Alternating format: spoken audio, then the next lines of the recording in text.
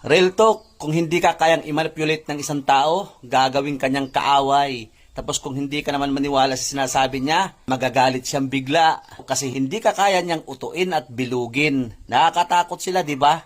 Tapos kaya din nilang baliktarin ang sitwasyon, kaya ikaw, mag-ingat ka. Magpatuloy ka lang. Kahit ano man ang sabihin nila, ayos lang. Kung may mga taong nanguhusga sa'yo, hayaan mo lang sila.